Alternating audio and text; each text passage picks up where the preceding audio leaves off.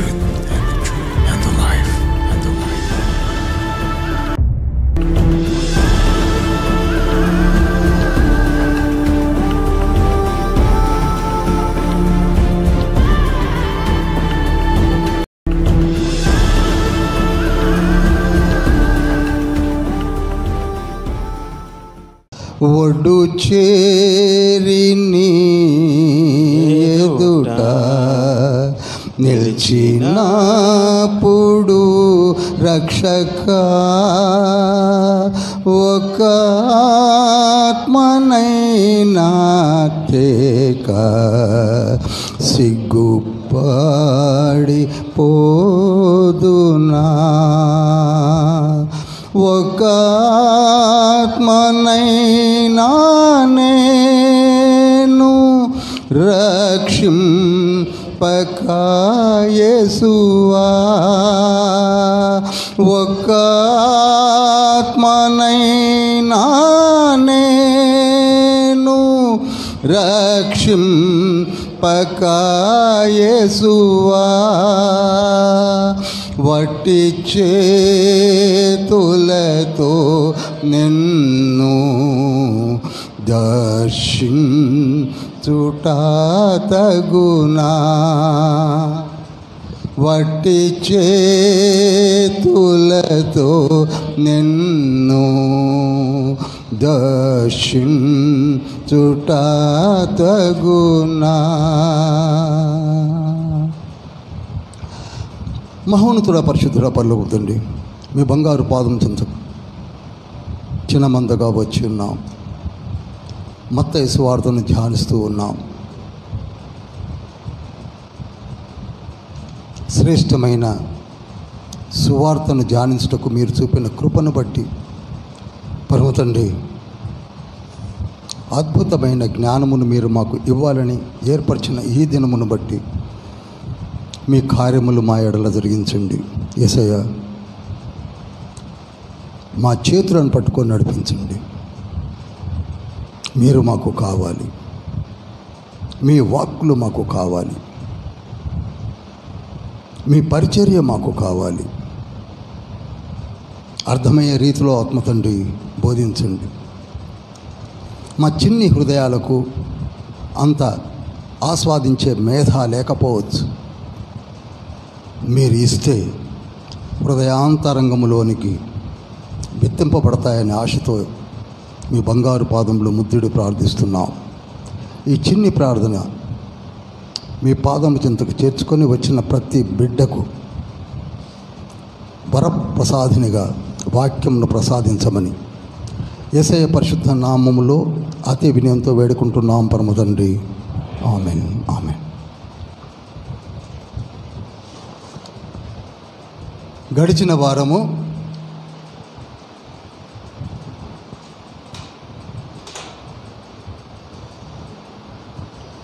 ఒకటవ అధ్యాయాన్ని ధ్యానించాం. మత్తయి సువార్తను చదువుతున్నారనుకుంటున్నాను. నేను చేయలేమని అడగను, చదవండి. ఆ తర్వాత రికార్డింగ్స్ని మరొక మారు చూడండి. ఓన్లీ జస్ట్ 1.5 అవరే కదా, చూడండి, నోట్ చేసుకోండి. ఎందుకనగా మన మధ్యలో నుంచి మరలా చెప్తున్నాను, టీచర్స్ లేవాలి. అనేకులు పాపం తెలియకుండా ఉన్నారు. వారికి తెలియచెప్పాలంటే మీరే లేవాలి. యవనస్తులైన వారు మీరందరూ, ఎక్సెప్ట్ 1 or 2 నా ఏజ్ గ్రూప్ వాళ్ళు ఉన్నారేమో, కానీ అందరూ కూడా యవనస్తులే ఉన్నారు. నెగ్లెక్ట్ చేసుకోకండి. My sincere request. ఇంతవరకు నెగ్లెక్ట్ చేసిన కాలం చాలు. మొదటి అధ్యాయంలో అబ్రహాము మొదలుకొని యోసేపు వరకు అని మనం ధ్యానించాం. అక్కడ జ్యేష్ఠుల గురించి చెప్పాను నేను. జ్యేష్ఠులు అనగా ఎవరైతే మొట్టమొదటిగా ప్రభువా నీవు నాకు కావాలి, నీవు తప్ప నాకు వేరే శరణము లేదని ఎవరు అనుకుంటారో వాళ్ళు జ్యేష్ఠులు. ఇప్పటికీ కూడా కుటుంబాల్లో చివరి వాడైనా జ్యేష్ఠుడిగా ఉండాలంటే నీ హృదయంలో జ్యేష్ఠ తలంపులు ఉండాలి. అబ్రహాం ఏమీ పెద్దవాడు కాదు, హారాను పెద్దవాడు, అబ్రహాం రెండోవాడు. దావీదు కూడా 8వ వాడు, చాలా చిన్నవాడు. కనుక మీరు గమనించండి, జ్యేష్ఠుల సంఘము ఉన్నది. ఆ సంఘములో మనం ఉండాలంటే మొట్టమొదటిగా నేనున్నాను అని లేవాలి మనం కూడా. ఆ తర్వాత అంత గొప్ప వైభవములో ఆశీర్వదించబడినటువంటి సొలొమోను యొక్క ముని మనమడైనటువంటి యోసేపు ఒక కార్పెంటర్ అయ్యాడు. అది నాకు చాలా బాధ అనిపించేది ఆ రోజులలో. కార్పెంటర్ అండి, ఎంత బీద అండి. కార్పెంటర్ అంటే ఏంటి? ఉలి సుత్తి ఉంటుందేమో. యూదయ వంశంలో పుట్టిన యూదుడి యొక్క వంశావళిలో రాజు దావీదు రాజు బంగారు సింహాసనముపై 40 సంవత్సరాలు ఏకఛత్రాధిపతిగా నడిపించినటువంటి రాజు యొక్క ముని మనమడు ఈనాడు కార్పెంటర్. అది అలా ఉంచుదాం. కొన్యా లేక యొకన్యా అని యెహోయాకీము యొక్క కుమారుడైన యెహోయాకీను యొక్క కుమారుడే జెరుబ్బాబేలు. సరే, లోతులోనికి వెళ్ళను. ఆ జెరుబ్బాబేలు యొక్క ముని మనమడైన హేలి యొక్క కుమార్తె Mariyamma. They are also kings generation. రాజుల గర్భంలో నుండి వచ్చిన ఒక రాజకుమార్తె ఎవరండి? మరియమ్మ. కానీ కడు పేదది. ఎందుకన్నారండి మీరు పేదదని అనొచ్చు. పేదది కనుకనే తనకంటే వయసులో చాలా పెద్దవాడైన ఒక కార్పెంటర్తో ప్రధానం జరిగింది. ఈ రోజులలో మన అమ్మాయిని కార్పెంటర్కి ఇస్తామా? అక్కడనే అర్థమవుతుంది కదా. కార్పెంటర్తో ప్రధానం జరిగిద్దండి? జరగదు. ఒక రాకుమారుని యొక్క వంశంలో వచ్చిన కార్పెంటర్ అయ్యాడు. జాగ్రత్తగా చదవండి. ఒక రాకుమార్తెగా బ్రతకవలసిన ఆవిడ వయసులో పెద్దవాడైనా బీదవాడైనా అతనికి ప్రదానం చేయబడింది. అంత నిరుపేదగా మారిపోయింది. అయినప్పటికీ ఆయన నీతిమంతుడే, ఈవిడ నీతిమంతురాలే. అందుకే మత్తయి సువార్త 2వ అధ్యాయం మనకి ఎంతో స్పష్టముగా మత్తయి సువార్త అంటున్నాను, లూకా సువార్త 2వ అధ్యాయంలో ఆ స్త్రీ యొక్క ఇతివృత్తాంతం అంతా కూడా లూకాలో మనకు కనపడుతుంది. ఎవరు? మరియ తల్లి విషయం. కనుక ప్రియులారా, మనం ఎలా ఉన్నా, ఏ స్థితిలో ఉన్నా తండ్రి మనలను లేవనెత్తు తండ్రి ఉన్నాడు. యోసేపు కార్పెంటర్ కావచ్చు, మరియ తల్లి ఒక బీదరాలు కావచ్చు, కానీ తండ్రి ఎత్తిపట్టిన విధము నేటికి కూడా even after completion of 2000 years మరియ తల్లిని మరియమ్మని జ్ఞాపకం చేసుకుంటున్నామనగా ఆవిడ యొక్క నీతి కనపడుతుంది. వాళ్ళిద్దరూ కూడా they have dedicated there lifes to the lord. ఇంతకంటే ఎక్కువ చెప్పాల్సిన అవసరం లేదు. ఇక 2వ అధ్యాయంలోకి వస్తున్నాను. కొంచెం జ్ఞాపకం చేసి ముందుకెళ్తున్నాను అంతే. 2వ అధ్యాయంలోకి వచ్చేసరికి ఆ రోజులలో యూదయను అనగా యెరూషలేమును పరిపాలిస్తున్నది హేరోదు. అతని పూర్తి పేరు అంతిప హేరోదు. అతని తండ్రి పేరు యాంటిపేటర్, తల్లి పేరు సిప్రస్ డోరస్ అనే పేరు ఉంటుంది. Cyprus Doris. Some people will say Cyprus and some people may say Doris, but her name is Cyprus Doris. వారిద్దరికి పుట్టిన సంతానమే ఎవరండి? అంతిప హేరోదు. ఇతను ఒక బ్రూటల్ కింగ్. లాస్ట్ వీక్ చెప్పాను, మళ్ళీ చెప్తున్నాను. ఇది ఒక బ్రూటల్ కింగ్. తన రాజ అధికారం తప్ప ఎవరిని చంపడానికైనా వెనకాడ్డు. ఒక క్రూర మనస్తత్వం కలిగిన వాడు. అతనే తన 2వ భార్య అయిన మరియామ్ని వన్ని, అలెగ్జాండర్ అనే ఆమెకు పుట్టిన పెద్ద కుమారుడిని విషం పెట్టి చంపించాడు. రాజరికం కొరకు వారు ఏదో ప్రయత్నాలు చేస్తున్నారని విని, చూడండి, చంపించాడు. అంతటి క్రూరుడు.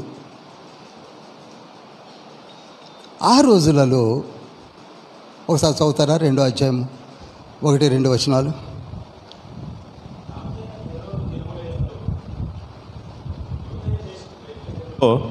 యేసు పుట్టిన పిమ్మట ఇదిగో తూర్పు దేశపు జ్ఞానులు యెరూషలేమునకు వచ్చి, యూదుల రాజుగా పుట్టినవాడెక్కడనున్నాడు?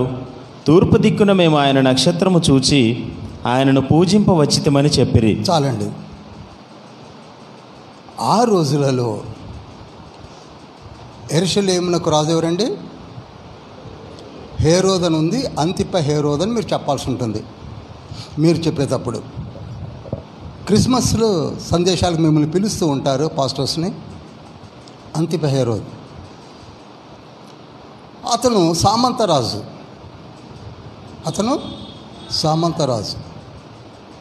ఆ రోజులలో మహాచక్రవర్తి ఎవరంటే, రోమన్ ఎంపరర్ ఎవరంటే అగస్టస్ సీజర్ లేక ఔగస్తు కైసరు. ఆ రోజులలో ఔగస్తు కైసరు రాజ్యపాలన చేస్తున్నాడు. సామంతరాజు వచ్చేసి అంతిప హేరోదు. అప్పుడు తూర్పు దేశపు జ్ఞానులు వచ్చారు. వచ్చి రాజుకు చెప్పారు కదా అంటే ఏమని చెప్పారని అడిగారండి. ఏమని అడిగారు వాళ్ళు వచ్చి? యూదుల రాజుగా పుట్టినవాడు ఎక్కడ ఉన్నాడు ఆయన గుండెలో రాయబడ్డటైంది. తానే రాజు కనుక సామంత రాజు రకమే పోద్దేమో, ఇంకొక రాజు వచ్చాడట యూదుల రాజు ఎక్కడున్నాడని తూర్పు దేశపు జ్ఞానులు వచ్చారు. కన్ఫ్యూజ్ అయ్యాడు. ఇక్కడ నేను మీకు క్లియర్గా చెప్తాను. ఈ తూర్పు దేశపు జ్ఞానులు ఎవరు? మనము క్రిస్మస్ సందేశాల్లో అక్కడ ఇక్కడ వింటాము. తూర్పు దేశం అనగా యూదయకు తూర్పున ఉన్నటువంటి ప్రాంతములలో నుండి జ్ఞానులు వచ్చారని మన పెద్దలు, మనకంటే పూర్వీకులు చెప్పడం మనం వింటూ ఉన్నాం. ఈవెన్ భారతదేశం నుండి కూడా జ్ఞానులు వచ్చి ఉంటారు అని అన్న ప్రసంగాలు కూడా మనం విని ఉంటాం. I'm not telling that is wrong, this is right. విన్నాం మనం. అన్ని తూర్పే మనకున్నాయి.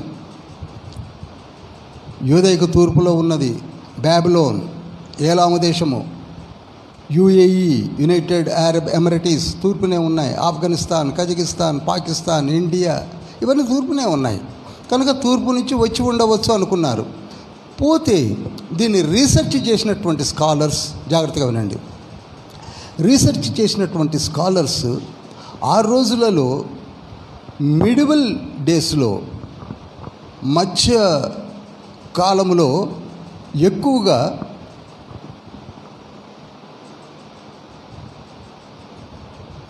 జ్ఞానము కొరకు అరువులు చాచి వెతికినటువంటి వారు 2 దేశాలు ఉన్నాయి. ఒకటి గ్రీకులు, 2 ఏలామీయులు, ఏలాము దేశము.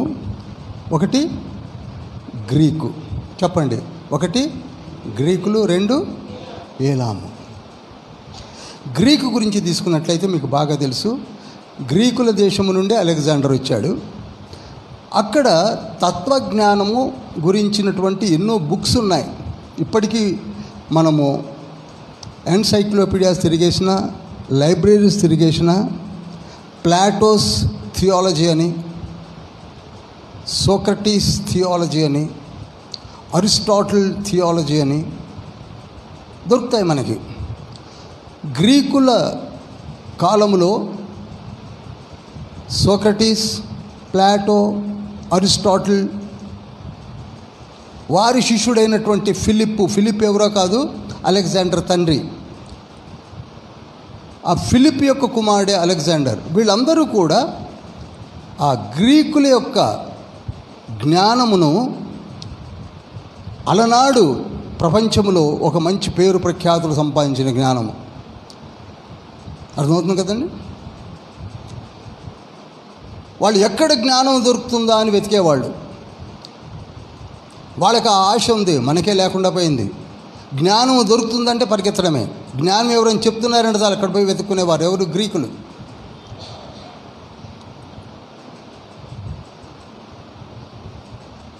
మొదటి కొరింథీ పత్రిక 1వ అధ్యాయం 22వ వచనం చూడండి. యూదులు సూచక క్రియలు చేయమని అడుగుచున్నారు, గ్రీసు దేశస్థులు జ్ఞానము వెదకుచున్నారు. చూసారా, గ్రీకుల పని ఏమిటంటే జ్ఞానం వెతకడమే. మనకు అసలు ఏ జ్ఞానం అక్కర్లేదు, మనకు తెలిసిన దాన్ని పట్టుకొని బట్టలు చింపుకుంటుంటాం. మనకి అది అలా అలవాటు పడ్డాం. ఏదో కొంచెం ఉంటుంది, ఎవరో చెప్పింది మనసులో ఉంటుంది, అది కాదంటే పరపర చింపేసుకుంటాం. అనంతమైన జ్ఞానం ఉన్నది కనుక ఆ రోజులలో గ్రీకులు జ్ఞానము మంచి పేరు తీసుకొచ్చింది. అందుకే ఇప్పటికీ కూడా చూడండి, అరిస్టాటిల్ అని, సోక్రటీస్ అని, ప్లాటో అని మనం వింటూ ఉంటాం. అదేవిధంగా ఏలాము దేశము కూడా, ఏలాము దేశం అనగా ప్రజెంట్ ఇరాన్.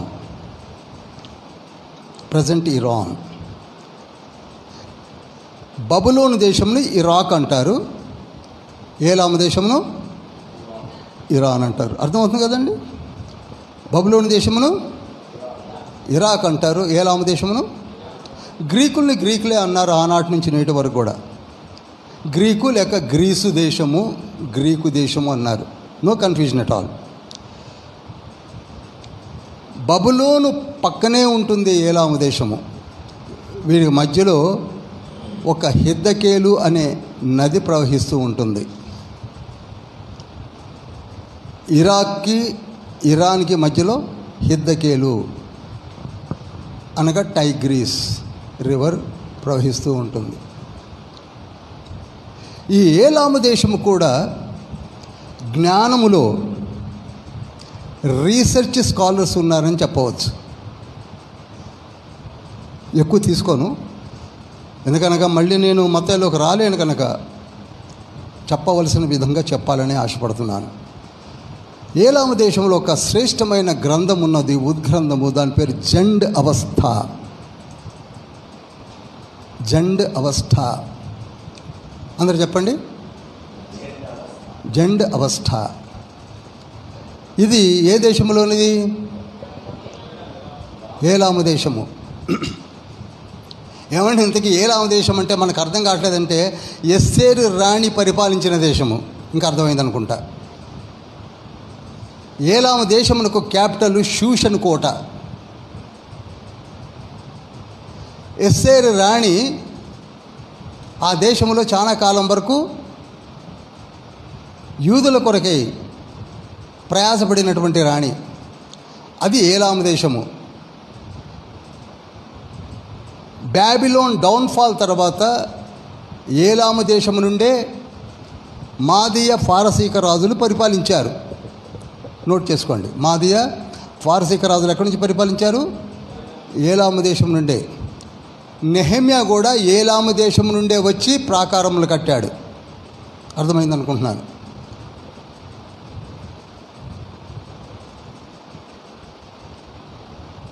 ఆ ఏలాము దేశంలో ఒక అద్భుతమైనటువంటి గ్రంథం ఉన్నది ఆ రోజులలో. ఆ గ్రంథం పేరు ఏంటండి? జండ్ అవస్థ. దానిని వారి ప్రవక్తలు ఎక్కువగా చదివి ప్రాచుర్యంలోనికి ప్రపంచమంతటా చేయుటకు దోహదపడ్డారు. వారి పేరే జోరాస్టిన్. నోట్ చేయండి, జోరాస్టిన్.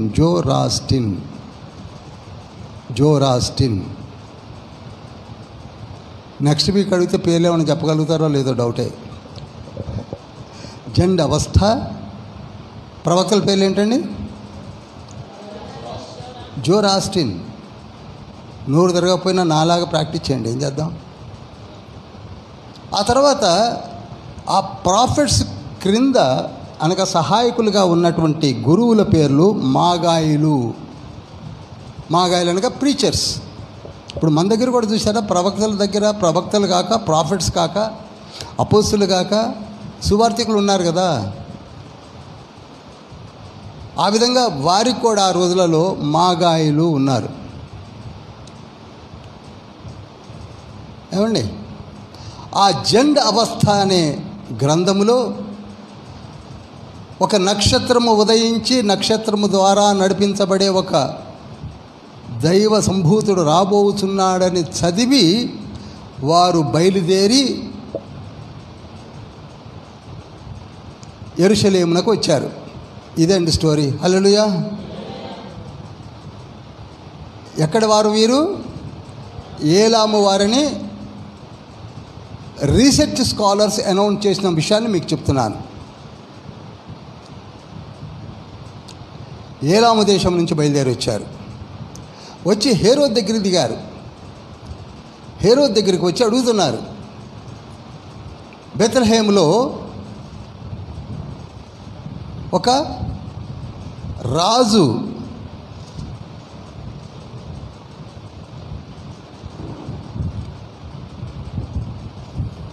రాజుగా పుట్టిన వాడెక్కడ అని అడిగినప్పుడు ఆయన వెంటనే ఎవరిని పిలిచాడు చూశారా?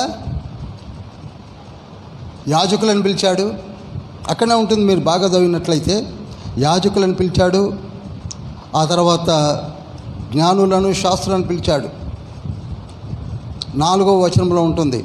కాబట్టి రాజు ప్రధాన యాజకులను, ప్రజలలో ఉండు శాస్త్రులను పిలిచాడు. పిలిచి ఎక్కడ చెప్పండి అని అడిగాడు. ఎందుకంటే ఈయన ఏదో మీడు, ఏషావు సంతతి వాడు. ఎవరు? రాజు. యూదయలో ఉన్నాడు. యెరూషలేములో అంతా యూదులే ఉంటారు, ఇజ్రాయేల్ కనుక వారిని అడిగాడు పిలిచి. అప్పుడు వాళ్ళు ఏం చేశారంటే శాస్త్రాలు తిరిగేశారు, ధర్మశాస్త్రమును తిరిగేశారు. తిరిగేసి, అయ్యా రాజా, మీకా గ్రంథం 5వ అధ్యాయం 2వ వచనంలో ఒక మాట లిఖించబడి ఉన్నది. ఎక్కడ? మీకా 5:2 చదవండి.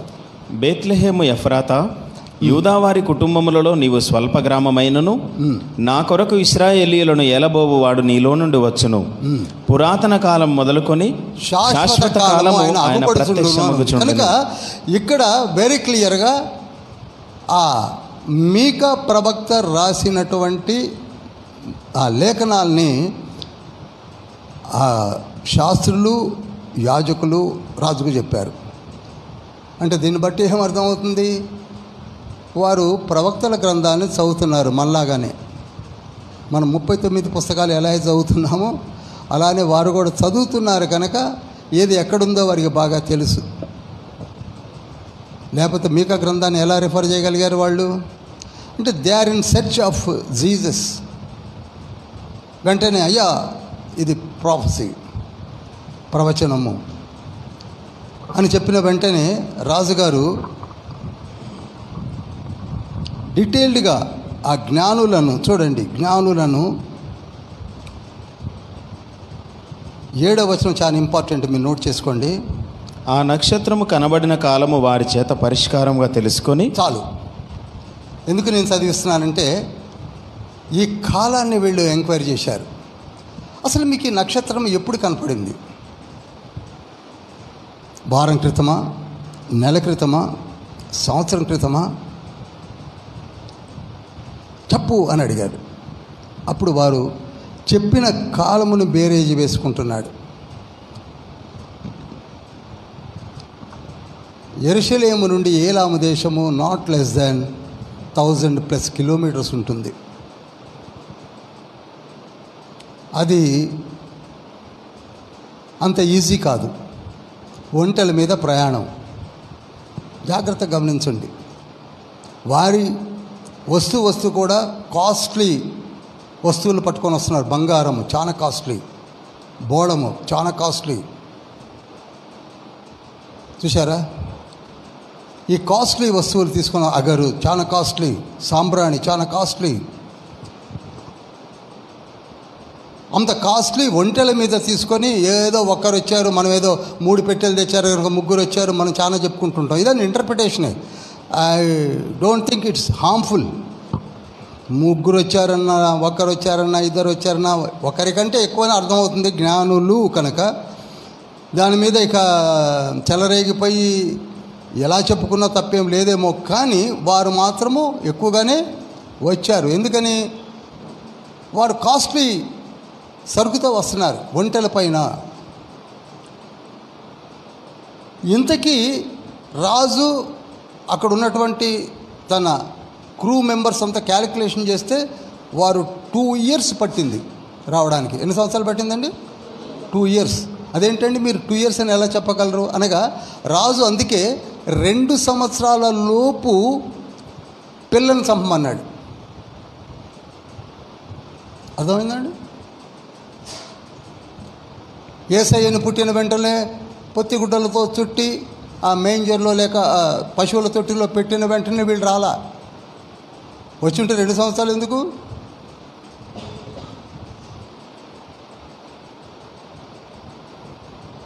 ఎందుకు 2 సంవత్సరాలు తీసుకున్నాడు అనగా క్యాలిక్యులేషన్ చేశాడు. ఇంకా మీకు ఇంకొక రిఫరెన్స్ కూడా చూపిస్తాను. 2వ అధ్యాయము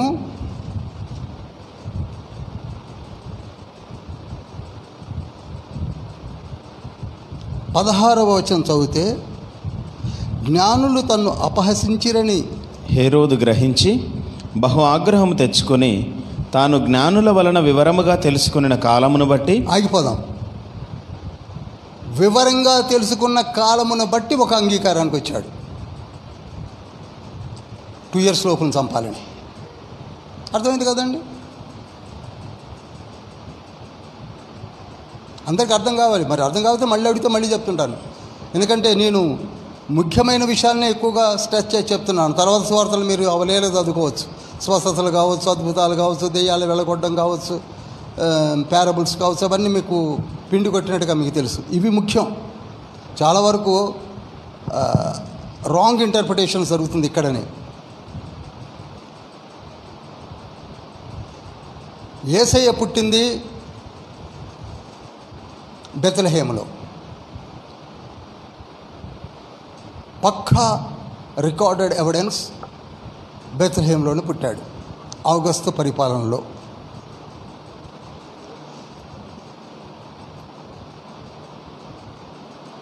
లూకాసు వార్త 2వ అధ్యాయం 1 నుంచి 15 వచనాలు చదివినప్పుడు అక్కడ క్లియర్గా ఉంది ఎలా యేసయ్య పుట్టాడు, ఎక్కడ పొత్తిగుడ్డలతో చుట్టి ఆ పశువుల తొట్టిలో పెట్టిందంతా కూడా.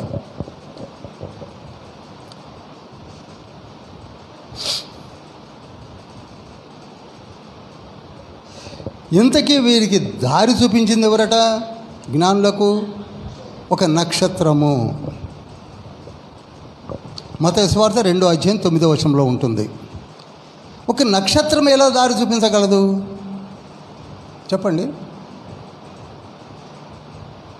ఒక నక్షత్రాలు మనం చాలా చూస్తున్నాం, కానీ 2 years నక్షత్రము ఒక రకంగా వాళ్ళ కంపాస్ లాగా పనిచేసింది.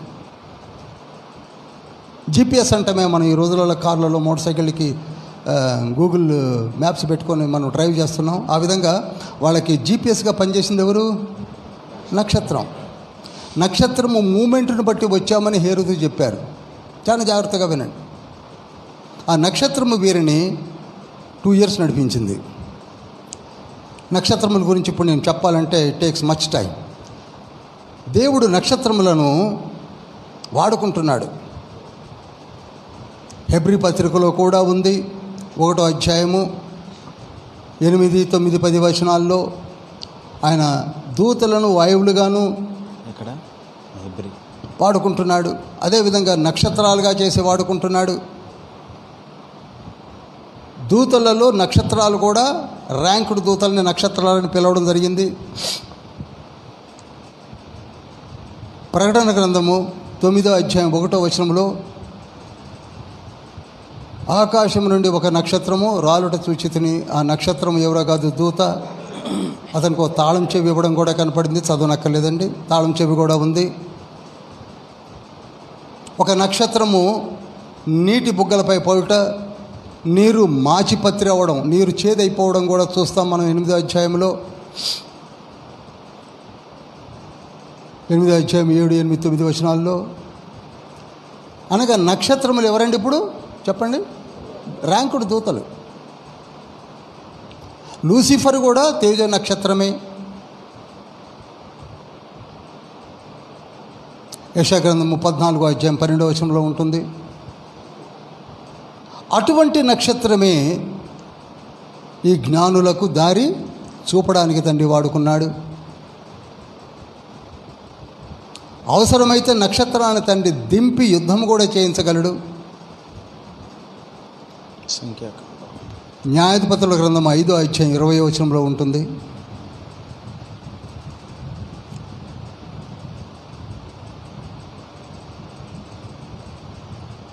అందుకంత యాక్యురేట్గా వారిని బెత్లెహేము దాకా నడిపించడం జరిగింది. ఇప్పుడు ఆ నక్షత్రము వచ్చి ఆ ఇంటి పైన ఆగడం, వీడు కరెక్ట్గా ఆ ఇంటి దగ్గరికి వచ్చి ఆగడం జరిగింది.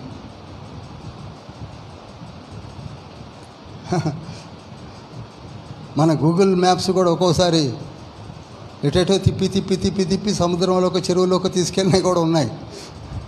కానీ ఈ నక్షత్రం అలా చేయలే, ఎగ్జాక్ట్గా తీసుకొని వచ్చి అక్కడ ఇంటిలోనికి అని ఉంది. అక్కడ ఏమనుందండి? 11వ వచనం అనుకుంటా. జ్ఞానులు ఇంటిలోనికి వెళ్ళి అత్యానందభరితులై, ఏమంటే సాంబ్రాణి, బోళము, బంగారము పెట్టెలను విప్పి పూజించి స్తోత్రించి రక్షకుణ్ణి కనులారా చూసి తరించి వాళ్ళు 2 years జర్నీని కూడా సంతోషంతో, ఆ జ్ఞానులు నిజంగా ధన్యజీవులు.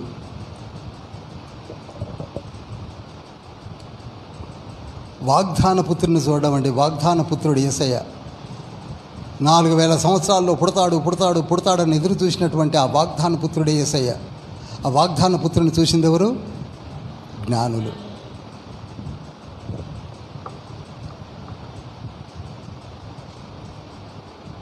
ఈ ఇల్లు ఎక్కడుంది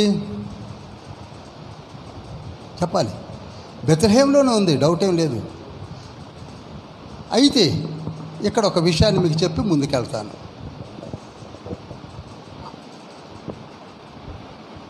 యేసయ్య పుట్టింది బెత్లెహేంలోనే.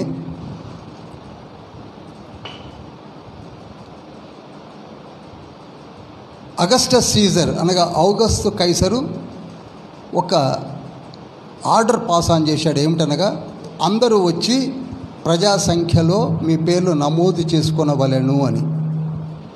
అందరూ ఆయన అండర్లో ఉన్నటువంటి, ఆయన పవర్ అండర్లో ఉన్నటువంటి ప్రజలందరూ కూడా వచ్చి వారి వారి యొక్క అడ్రస్లు ఇచ్చి నమోదు చేసుకోవాలన్నప్పుడు ఈ యోసేపు మరియలు, మరి అప్పుడే గర్భము దాల్చి ఉన్నది, వారిద్దరూ కూడా గలిలీ ప్రాంతం నుండి, ఎక్కడి నుంచండి? గలిలీ ప్రాంతం నుండి బెత్లెహేమునకు వచ్చారు. ఎంత దూరం ఉంటుందో రఫ్గా చెప్పగలరా? నేను చాలాసార్లు చెప్పాను, చెప్పగలరేమో అని అడుగుతున్నాను. 79 కిలోమీటర్స్ యెరూషలేము నుండి గలిలీకి, ప్లస్ ఒక 15 వేసుకోవచ్చు యెరూషలేము నుండి బెత్లెహేంకి. అర్థమవుతుందండి చరిత్ర? చాలా లోతులోకి వెళ్ళి చెప్తున్నాను. ఇక మీరు ఎక్కడ పోయి ఎక్కడ వెతుకోవాల్సిన ఏ ఎన్సైక్లోపీడియా కూడా అక్కర్లా. You need not search any encyclopaedia. 79 + 15 వేసుకుంటే ఎంత అవుతుందో అంత దూరము వీళ్ళు వచ్చారు. కడుపుతో ఉన్నటువంటి మరియమ్మ, యోసేపు వచ్చారు. ఎక్కడికి వచ్చారు? బెత్లెహేం. ఎక్కడికండి? బెత్లెహేంకి. బెత్లెహేమునకు వచ్చినప్పుడు అందరూ వచ్చారు కదా, సత్రమంతా గజిబిజిగా ఉంది. ఒక తిరణాల మీకు అంటే గుర్తుకొద్దేమో. హ్యూజ్ క్రౌడ్, నో ప్లేస్, అన్నీ నిండిపోయి ఉన్నాయి. బెత్లెహేము యొక్క రూములన్నీ కూడా, అక్కడ బెత్లెహేంలో ఒక సత్రం ఉంది. ఆ సత్రం అంతా కూడా ప్యాక్ అయిపోయి ఉంది. అన్ని ఇళ్ళు కూడా ప్యాక్ అయిపోయి ఉన్నాయి, ప్రజాసంఖ్యతో, బంధువులతో నిండిపోయి ఉన్నాయి. అందుకే యోసేపునకు మరియమ్మకు ప్లేస్ దొరకక బెత్లెహేము యొక్క సత్రానికి ఉన్నటువంటి కోర్ట్యార్డ్లోనే ఉండిపోయారు వీళ్ళు. ఇవి మామూలుగా వినకండి, మళ్ళీ చెప్తున్నాను, జాగ్రత్తగా వినండి. మామూలుగా వినకండి, కూర్చొని ఏదో వింటున్నాం కాదు. ఒక్కసారి పరకాయ అవ్వండి. అర్థమవుతుందండి? పరకాయ అవ్వండి. ఏమంటే పరకాయ అంటే ఎలా అవుతుంది అని అడగొచ్చు. నేను ఒక విషయం చెప్తాను, కొంచెం పక్కకి వెళ్ళి మీరు జాగ్రత్తగా ఆలోచించండి. తండ్రి ఆది కుటుంబంలో ఎవరెవరిని ఏర్పాటు చేశాడు? ఆదాము, హవ్వ.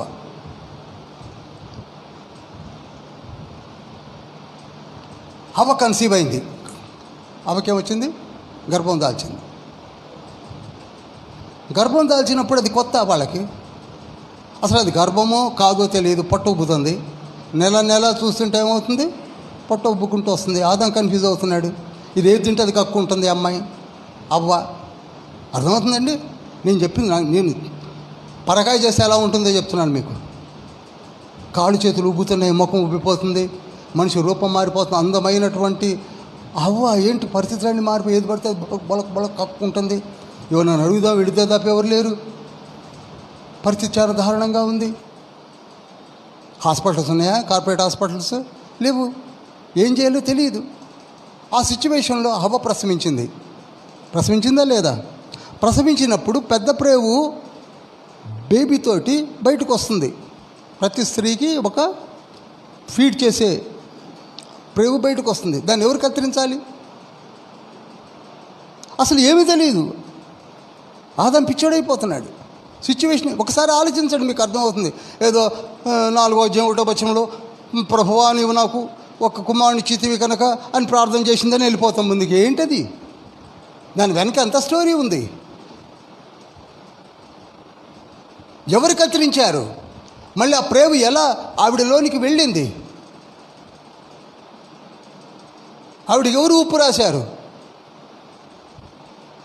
ఆ బేబీని ఎవరు కడిగారు? వాళ్ళ దగ్గర ఆకులు అలమలు తప్పే ఉన్నది, అక్కడ తీసుకెళ్ళి పెట్టి ఉంటాడు అంతే ఆదాం.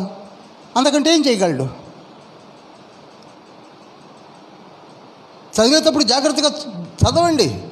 లేఖనాన్ని ఏదో గబా గబా చదువుకొని వెళ్ళిపోవడం కాదు. ఒక్క కయ్యనే కాదు, తర్వాత హేబేలు పుట్టాడు, తర్వాత షేతు పుట్టాడు. కొంత ఎక్స్పీరియన్స్ వచ్చి ఉండొచ్చు ఆదాంకి. బట్ అందుకే హవ్వ అన్నది ఏమిటంటే ఎవరి దయ వలన ఇదంతా జరిగింది అంటున్నాడు?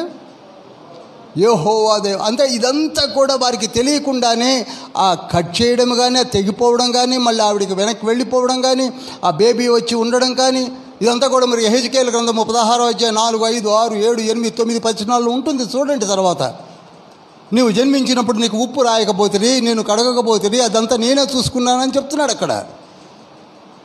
అప్పుడు చూసుకుంది యెహోవా తండ్రే, ఇప్పుడు చూసుకుంది యెహోవా తండ్రే, ఈనాడు మనల్ని చూస్తుంది కూడా యెహోవా తండ్రే. Not our selfs. మనమేదో పెద్ద కేర్ తీసుకొని డవ్ సోపులు, ఆ సోపులు, ఈ సోపులు పెట్టి ఎక్కడనో కార్పొరేట్ హాస్పిటల్స్లో గైనకాలజిస్టులు సెజేరియన్స్ జరిగించాయే, అవన్నీ జరిగిపోతున్నాయి. ఇవన్నీ ఎవరు చేస్తున్నారు? ప్రాణం నిలిపింది ఎవరు? Naturally God has given us a beautiful restoration.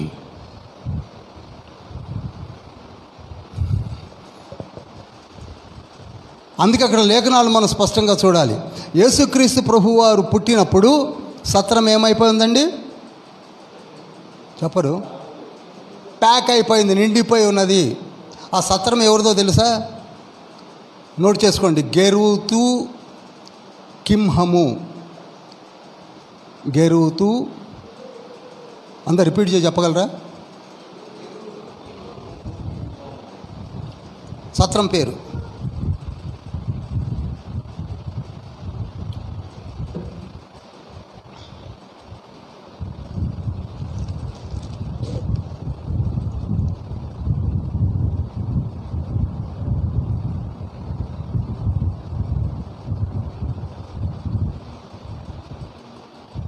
చెప్పండి, సత్రం పేరేంటి?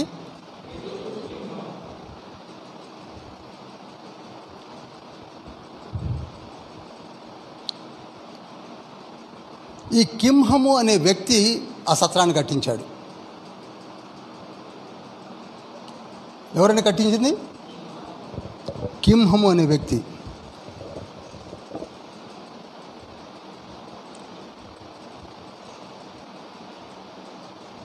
ఇంతకీ ఈ కింహము ఎవరనగా బర్జిల్లయి కుమారుడు. నోట్ చేయండి. బర్జిల్లయి యొక్క కుమారుడు. ఎందుకు చెప్తున్నాననగా దీనిలో చాలా దీవెనలు కనపడుతున్నాయి. అందుకు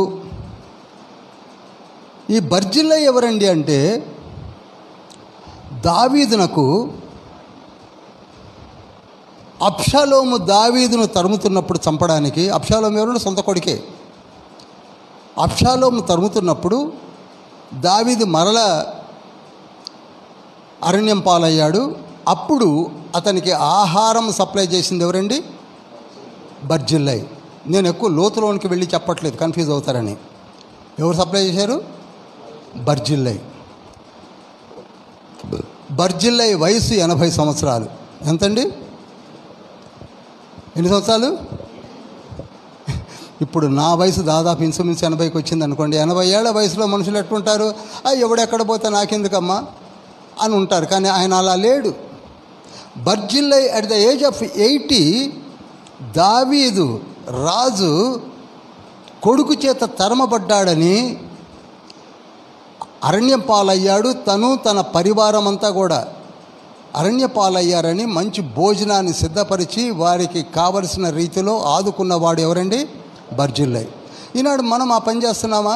అసలు మనం బైబిల్ స్టడీకి రావడమే కష్టంగా ఉంటే ఆదుకునే స్థితి ఎక్కడిది మనకి? పక్కనోడి గురించి ఆలోచించే స్థితి మనకెక్కడిది? అందుకు దావీదు ఆ తర్వాత కాలంలో అబ్షాలోము చనిపోవడం, మరల దావీదు తన సింహాసనము తిరిగి ఎక్కడం జరిగిన తర్వాత బర్జిల్లైని పట్టుకుంటాడు. పట్టుకొని బర్జిల్లై నీవు నాకు చేసిన సహాయమునకు ప్రతిగా నేను నిన్ను సన్మానించేదను, నాతో వచ్చే అంటాడు. అప్పుడు బర్జిల్లై అంటాడయ్యా, నా వయసు 80 ఏళ్ళు, నేను ఇప్పుడు వచ్చి ఆనందించేది ఏమీ లేదు. నాకు కొడుకు ఉన్నాడు, ఆ కొడుకు పేరు కింహము. ఆ కింహాన్ని పంపిస్తాను, అతన్ని మీరు ప్రయోజకుడిని చేయండి. చూశారు ఎంత మంచివాడో? ఈ రోజుల్లో కొడుకుని ఏమనాలి మనం? ప్రయోజకుడిని చేయమని అంటున్నామా? నో. ప్రయోజకుడు ఎప్పుడవుతాడు? ఒక దైవజనుడి చేతిలోనికి వెళితే అవుతాడు.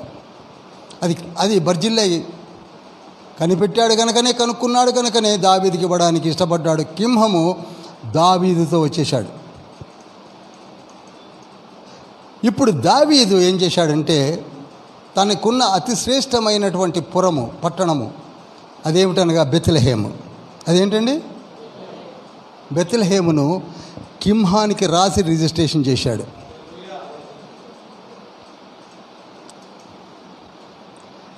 కింహం ఏం చేశాడంటే సత్రాన్ని కట్టించాడు. ఏం చేశాడండి? సత్రాన్ని కట్టించాడు. ఆ సత్రం ఎంత బిజీగా ఉండేదంటే ఇక నేను మీకు చెప్పాల్సిన అవసరం లేదు. ఇర్మియా గ్రంథము 41వ అధ్యాయము 18వ వచనము. ఎన్నో అధ్యాయం అండి? 41, 18, 10వ లైను. 10వ లైన్లోకి రావాలి జరిపి 10, ఎందుకంటే అదంతా చదువుతూ కూర్చున్న టైం పోతుంది. 10వ లైను, 18వ వచనము, 10వ లైను. ఎవరైనా చదవండి.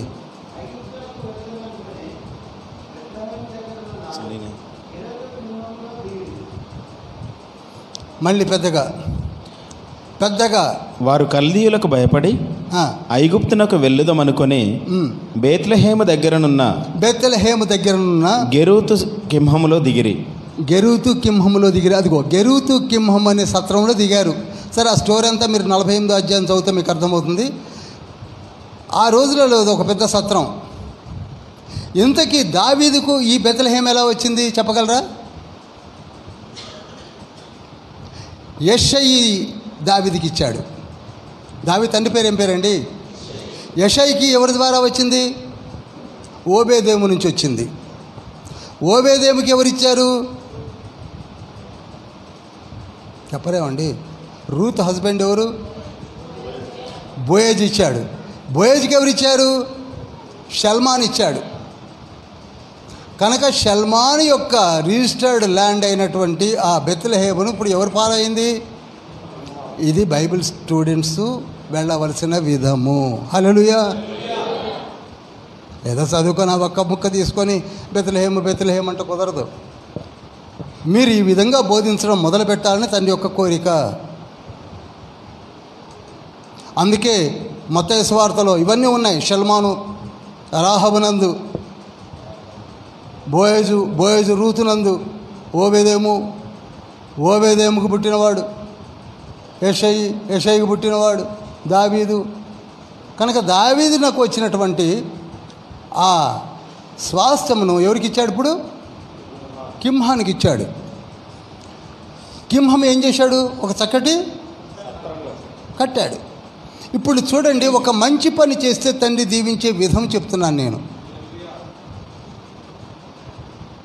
బర్జిల్లై చేసినటువంటి ఒక మంచి పనికి దేవుడిచ్చినటువంటి కృప ఏమిటనగా తన కుమారుడైనటువంటి కింహమునకు బెత్లెహేమే అనుగ్రహించబడింది. ఈనాటికి as and today we are just referring the name Bethlehem.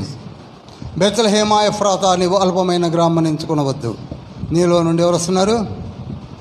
ప్రజలను పరిపాలించు యేసు ప్రభువే రాబోతున్నాడు.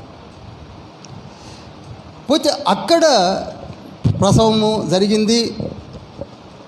8వ దినమున సున్నతి చేశారు. మరియమ్మ యోసేపులు అక్కడనే ఉన్నారు. ఎన్ని దినాలు ఉన్నారు? 40 దినాలు ఉన్నారు. ఎన్ని దినాలు ఉన్నారు చెప్పండి? ఎక్కడున్నారు? సత్రం దగ్గరలోనే. అర్థమవుతుందండి? మనం 21 రోజుకి బయటికి వెళ్ళిపోతాంగా. మనకు తెలుసు, మనకు ఒక శాస్త్రం ఉందిలేండి, మనది సపరేట్ శాస్త్రం. 21 డేస్ పురుళ్ళు మనవి. కొందరు 21 దాకా కూడా ఆగరేమో. కానీ యాజ్ పర్ ది లా వాళ్ళు ఎన్ని రోజులు ఉన్నారు అక్కడ చెప్పాలి? 40 డేస్ ఉన్నారు. లేవికాండము 12వ అధ్యాయము 2 నుంచి 8 వచనాల్లో ఉంది. మగ పిల్లవాడు పుట్టినప్పుడు 40 దినములు, ఆడపిల్ల పుట్టినప్పుడు 80 దినములు వారు పురిటాలపై ఉండవలెను. మనకి కొత్తవి వస్తాయి. బైబిల్ పక్కకి వెళ్ళిపోద్ది. 21 రోజు వస్తుంది, ఇంకేదో వస్తుంది. అవేమో నాకు తెలియదు. బైబిల్ అయితే ఉంటుంది చేతిలో. We are not Christians, we are just Christians.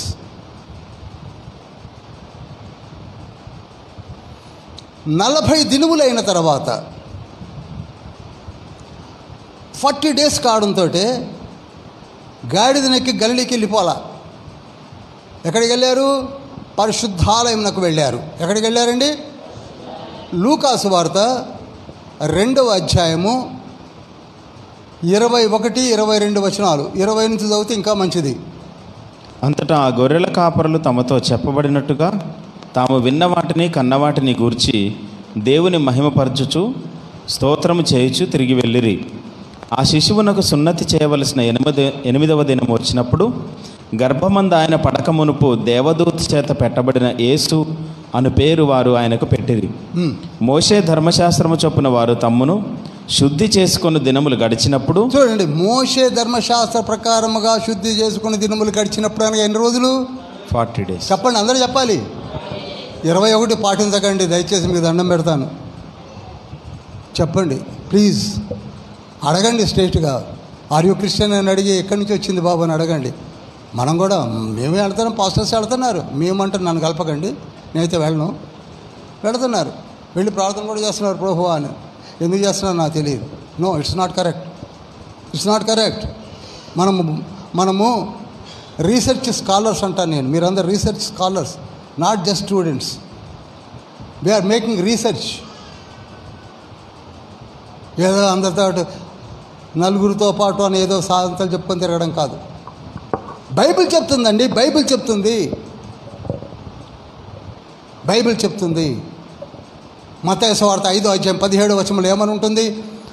ధర్మశాస్త్రమునైనను ప్రవక్తల వచనములైనను కొట్టివేయుటకు వచ్చిన వాడను కాను, అందులో సున్నైనను పొల్లైనను కామాయనను పులి స్టాప్ అయినను నెరవేర్చడానికే నేను వచ్చానని యేసయ్య చెప్తుంటే మనం 21కి ఎందుకు వెళ్తున్నాం?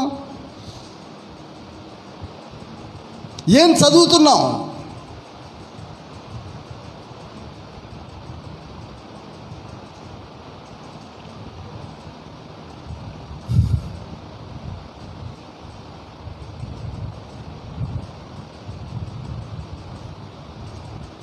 పురుడు ఇంటి దగ్గర చేసుకుంటారు, గుడికి రారు. మీకు తెలుసు, నేను చూశాను కనుక చెప్తున్నాను. కానీ మరియమ్మ యోసేపులు యేసయ్యను ఎత్తుకొని ఎక్కడికి వచ్చారు? చెప్పండి అర్రా, నేర్పండి అర్రా. ఏ తండ్రి అయితే మీకు గర్భమును దాల్చి ఇచ్చినటువంటి ఆ శిశువుని తీసుకొని గుడికి రండి. First you have to say thanks to the Lord. అవ్వంది కదండి, దేవుడు నాకు ఒక బిడ్డనిచ్చాడని. మనము కేవలం పైకి అంటున్నాం కానీ గుడికి రాము. ఇంటి దగ్గర 21 అనేది ఉయ్యాలేసి లాలి లాలి అని పాట పాడి ఏదో చేస్తాం, బొట్లు పెట్టి దానికి దీనికి. నో,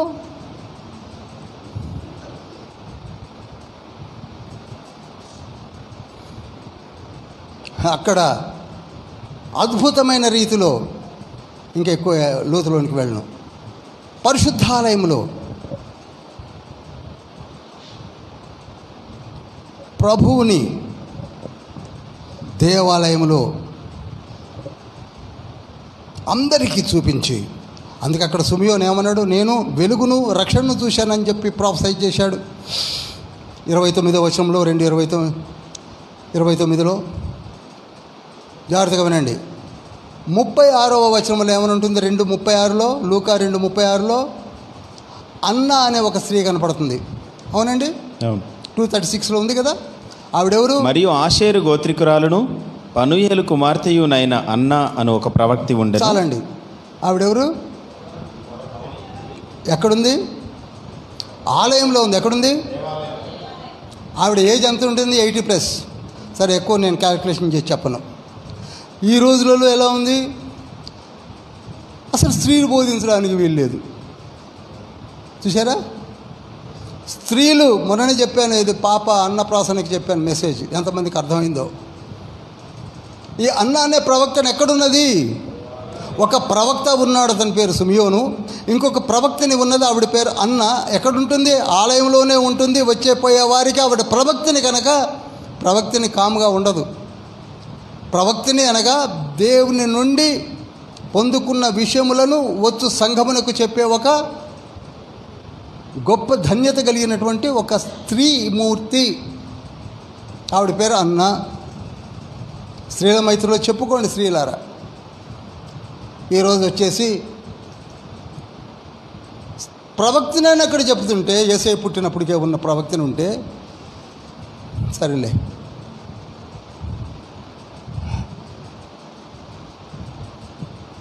ఆ విధంగా ప్రభువును తీసుకొని వచ్చినటువంటి ఆ యోసేపు మరియమ్మలు ఎక్కడ కూడా ఒక చిన్న పొరపాటు జరగకుండా, లూకాసు వార్త 2:39వ వచనం చదువుతారా? అంతటా వారు ప్రభు ధర్మశాస్త్రము చొప్పున సమస్తమును తీర్చిన పిమ్మట. ఆగండి. అంతటా వారు ప్రభువు ధర్మశాస్త్రము చొప్పున సమస్తమును తీర్చిన పిమ్మట. అది తీర్చాకనా తీరవకుండానా? మనకు అసలు బైబిల్లే పక్కకి పెట్టేస్తాం. పురుడు రోజు మనకు బైబిల్ ఎక్కడ ఉందండి? పక్కకి వెళ్ళిపోద్ది. పిమ్మట వారు ఎక్కడికి వెళ్ళిపోయారు? చదవండి పాస్టర్ గారు. అంతటా వారు గలిలయలోని నజరేతను తమ ఊరికి తిరిగి వెళ్ళిరి. చాలు, వెళ్ళిపోయారు కదా. గలిలీకి వెళ్ళిపోయారా లేదా? చెప్పండి, ఇంతవరకు అర్థమైందా? అప్పుడు యేసయ్య ఏజ్ ఎంత?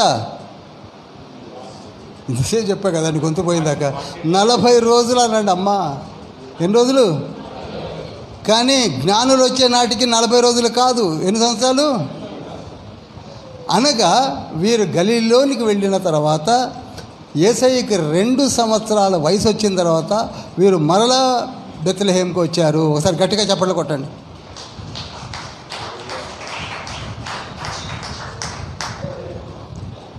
అప్పుడు గెరుతూకింహం యొక్క సత్రము ఖాళీగా ఉంది కనుక అందులోకి వెళ్ళారు. వాళ్ళు వెళ్ళగలిగారు. అక్కడ ఒక ఇంట్లో ఉండడం జరిగింది. అప్పుడు జ్ఞానులు వచ్చారు. జ్ఞానులు వచ్చి పూజించారు. అర్థమైంది కదా. ఇది మత్తయి రికార్డ్ చేశాడు. ఎప్పుడు రికార్డ్ చేశాడు? పురిటాల జరిగిన తర్వాత పరిశుద్ధాలయంకి వెళ్ళిపోయి అక్కడ నుంచి నాజరేతునకు వెళ్ళిపోయి అక్కడ నుంచి మరలా తిరిగి వచ్చిందాన్నేమో మత్తయి రికార్డు చేస్తే ఏ విధంగా పురిటాల్లో ఉన్నారు, ఏ విధంగా పరిశుద్ధాలయానికి వచ్చారు, ఏ విధంగా సుమయోను పలికాడు, ఏ విధంగా అన్న ప్రవచించింది, ఇవన్నీ కూడా లూకా రికార్డు చేశాడు. అందుకే సువార్తలన్నీ ఒకటేలాగా ఉన్నాయి కదా బ్రదర్ అంటారు. ఒకటేలాగా లేవండి, లేవు. ప్రతి అధ్యాయంలో వేరియేషన్ ఉంది.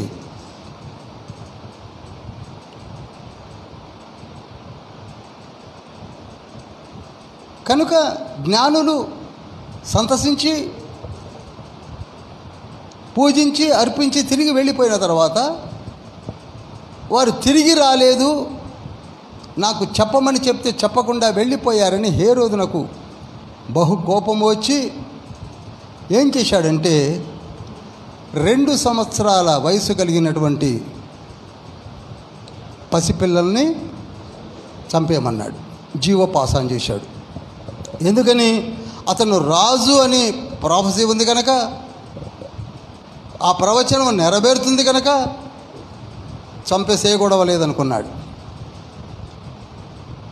అప్పుడే యోసేపునకు ఒక దివ్యమైనటువంటి వరం ఉంది. అదేమిటనగా దర్శనాలు పొందుకుంటాడు ఆయన. దర్శనాల వరం ఉంది. 2వ అధ్యాయం 13వ వచనంలో ఉంటుంది, చదవండి. ఆ శిశువును సంహరింపవలనని ఆయనను వెదకపోవుచున్నాడు గనుక నీవు లేచి ఆ శిశువును ఆయన తల్లిని వెంటబెట్టుకొని ఐగుప్తునకు పారిపోయి నేను నీతో తెలియజెప్పు వరకు అక్కడనే ఉండుమని అతనితో చెప్పాను. చాలండి. యోసేపుకి ఇన్స్ట్రక్షన్స్ వచ్చేసాయి. యోసేపు గెటప్, మరియమ్మని తీసుకొని ఈజిప్ట్కి వెళ్ళిపో. ఈజిప్ట్ ఏమన్నా పాల్వంచ కొత్తగూడెం లాగుందా?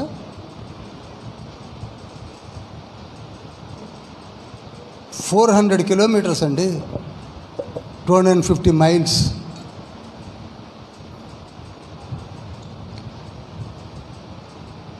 మరియమ్మ కూడా ఏమో నీ దర్శనం ఏమో కానయ్యా, నేను 400 కిలోమీటర్లు జర్నీ చేయలేను గాడిద పైన, నేను రాను అందా. ఇప్పుడు మన భర్తలు భార్యకి ఏదైనా చెప్తే వస్తున్నారండి? చెప్పండి. ఏం చెప్పావు దర్శనంలో? పద గాడిదని ఎక్కుతా నేను అంటుందా? నీ దర్శనాలు ఏమిటో నువ్వేంటో, పోతే నువ్వు నేనైతే రాను, మా పుట్టింటికి వెళ్ళిపోతా అంటారు కదా, అలా అనలా. అందుకే కుటుంబం అంటే యోసేపు మరియలదే. ఒక నీతిమంతుడు నీతిమంతురాలు కలిసి జరిగించిన కార్యము కుటుంబము. ఈ రోజుల్లో మన కుటుంబాలు ఉన్నాయి. భర్త చెప్తే వినరు, భార్య చెప్తే భర్త అసలే వినడు. వాళ్ళిద్దరు కలిసి వెళ్ళారు. ఎక్కడికి వెళ్ళారు? ఈజిప్ట్కి వెళ్ళారు. ఈజిప్ట్ కూడా వెళ్ళింది ఎక్కడంటే మెంఫిస్ అనే నగరానికి వెళ్ళారు. నోట్ చేయండి. అప్పుడు ఈజిప్ట్కి capital city Memphis. Memphis board పెట్టాలి. కాటయ్య బాబు గారు నెక్స్ట్ బైబిల్ స్టడీకి ఇక్కడ పెట్టండి, పేరు రాస్తాను. బైబిల్ స్టడీ కదా, బోర్డు పెట్టండి. మెంఫిస్. ఇది కూడా చూడండి, ఇది కూడా ప్రవచనాత్మకమైనది. హోషేయ గ్రంథము 11వ అధ్యాయము 1వ వచనం చదువుతారా? ఇశ్రాయేలు బాలుడై ఉండగా నేను అతని ఎడల ప్రేమ కలిగి నా కుమారుని ఐగుప్తు దేశంలో నుండి పిలిచి తిని. చూసారా దేవుని యొక్క ప్రాఫెసీ హోషేయ ద్వారా ఏమనుంది? నా కుమారుణ్ణి ఐగుప్తులో నుండి ఐగుప్తు నుండి పిలిచి తిని. మీరు అనొచ్చు, ఇది ఎలా జరిగిందండి, ఎలా చెప్పగలరు మీరు అంటే 15 వచనం చదవండి. 14 నుంచి అప్పుడు అతడు లేచి రాత్రివేళ శిశువును తల్లిని తోడుకొని ఐగుప్తునకు వెళ్ళి ఐగుప్తులో నుండి నా కుమారుని పిలిచి తిని అని ప్రవక్త ద్వారా ప్రభు సెలవిచ్చిన మాట నెరవేరునట్లు హేరోదు మరణము వరకు అక్కడ ఉండేను. చూసారా? దీన్ని బట్టి మీకు ఏమర్థమవుతుంది? మత్తయ్య కూడా పాత నిబంధన గ్రంథాన్ని చదువుతున్నాడు.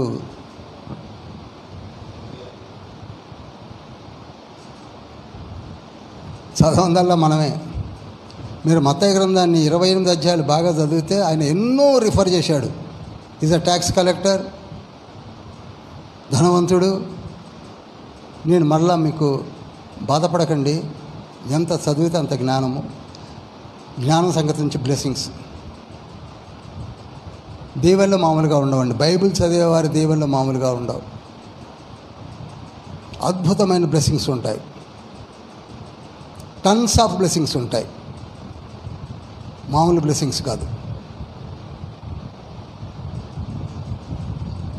ఎహెజ్కేలు గ్రంథము 34:26 ప్రకారంగా టన్స్ ఆఫ్ బ్లెస్సింగ్స్ ఉంటాయి. సరే, యేసయ్య వెళ్ళిపోయాడు. ఎక్కడికి? ఐగుప్తుకి. వెళ్ళిపోయిన తర్వాత రాజాజ్ఞను పాటించి నరమేధ జరిగింది, పసిపిల్లల మేధ జరిగింది.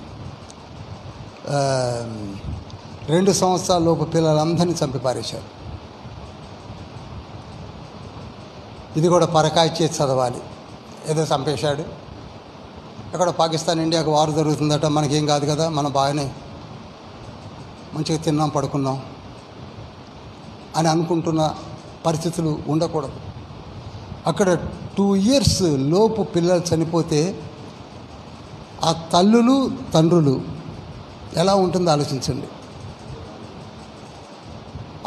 ఒక్క నిమిషం. ఈరోజే ఆలోచించండి. లేక పుట్టిన బిడ్డలు ఉంటారు. కళ్ళ ముందే చంపేయడం, చూస్తుండగా గుంజి ఖడ్గంతో నరికేయడం, తల వేర్చేయడం. చంటి బిడ్డల్ని ఏంటనుకున్నారు? పట్టుకుపోయి ఎక్కడనో కాదు, నరికేయడమే. ఇంట్లోనే నరికి అవతల బారేసి వెళ్ళిపోతున్నారు. ఎక్కడ జరిగింది ఇది?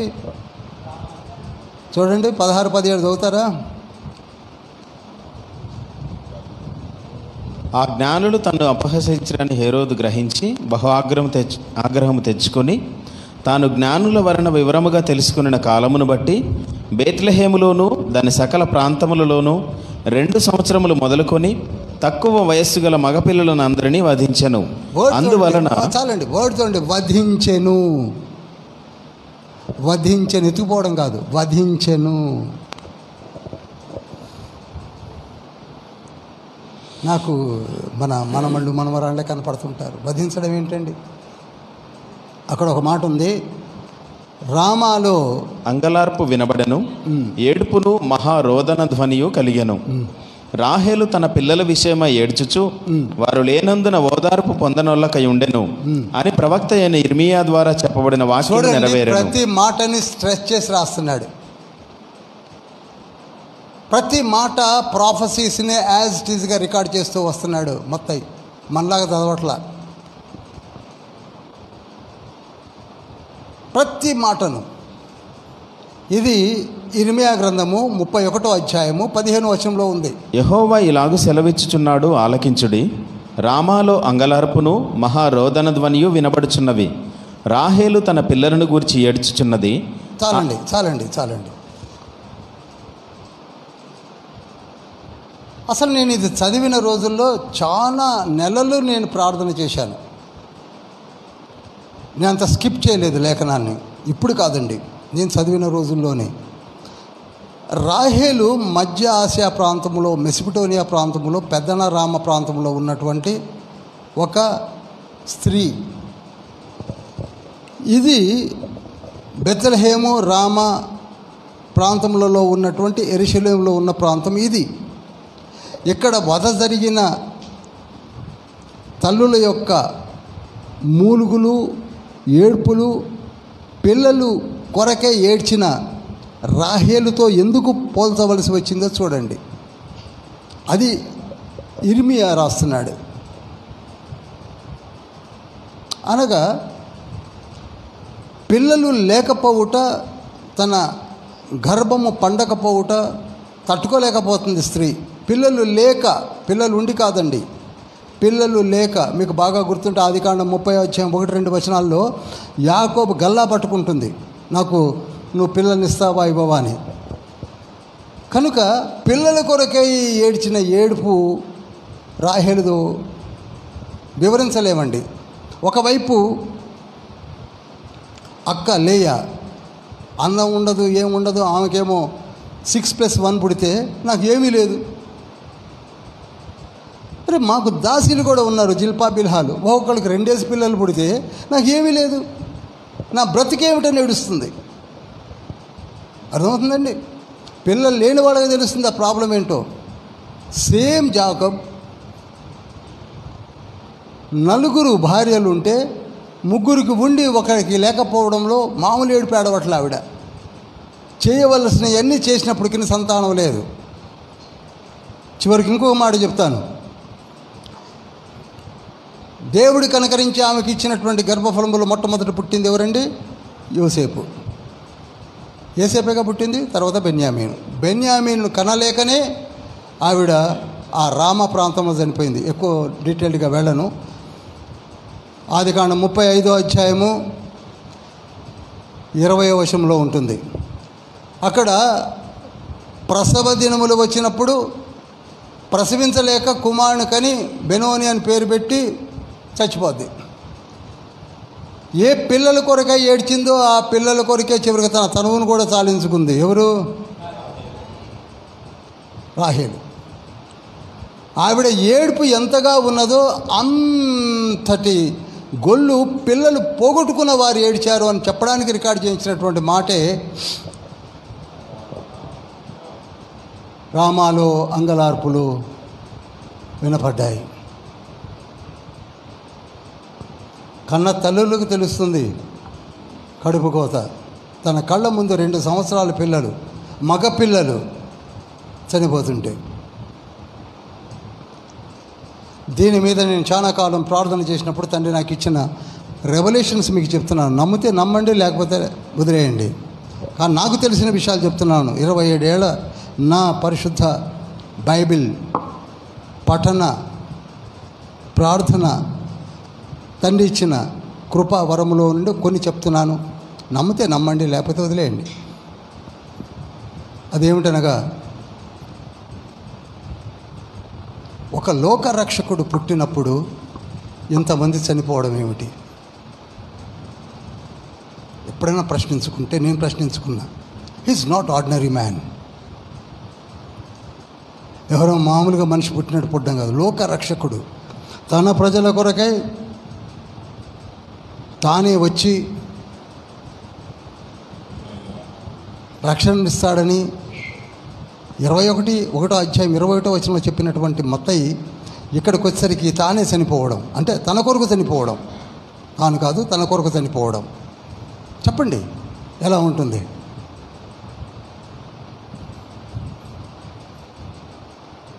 వీరికి సంగతి ఏమిటి? తల్లుల యొక్క కడుపు కోత, తల్లుల యొక్క ఆవేదనకు తండ్రి ఇచ్చినటువంటి బహుమానం ఏమిటనగా నేను చెప్తున్నాను. ఇది నా రెవల్యూషన్. మళ్ళీ చెప్తున్నాను. మీకు మున్ముందు ఒకవేళ ఎవరైనా చెప్పినా, లేక మీకు తండ్రి చెప్పినా, మీరు అప్పుడు ఫలానా 2025 మే నెలలోనే వాడి తారీఖు ఎంత 11 చెప్పాడని చెప్పి మీరు గుర్తు చేసుకోవచ్చు. వారెవరో కాదు, యేసుక్రీస్తు ప్రభువుల వారితో ఇప్పుడు పరలోకంలో వెళ్ళినా కనపడే 1,44,000 మంది యవనస్తులు. 1,44,000. నోట్ చేయండి. ప్రకటన గ్రంథము 14:1-2 మరియు నేను చూడగా ఇదిగో ఆ గొర్రెపిల్ల సియోను పర్వతం మీద నిలవబడి ఉండెను. ఆయన నామమును ఆయన తండ్రి నామమును నొసళ్ళ యందు లిఖింపబడి ఉన్న 144,000 మంది ఆయనతో కూడా ఉండిరి. చూడండి, ఇక్కడ వీరికి ఇచ్చినటువంటి ఆధిక్యతను చూడండి. ఈ 144 lakh of people, 1.44 lakh of people ఇచ్చిన తండ్రి ఆధిక్యత ఏంటంటే, ఎవరెవరి నామాలు ఉన్నాయి వాళ్ళపైన? తండ్రి నామం ఉన్నది, యేసయ్య నామం ఉన్నది. ఇది ఒకటి జాగ్రత్తగా మీరు రికార్డ్ చేయండి.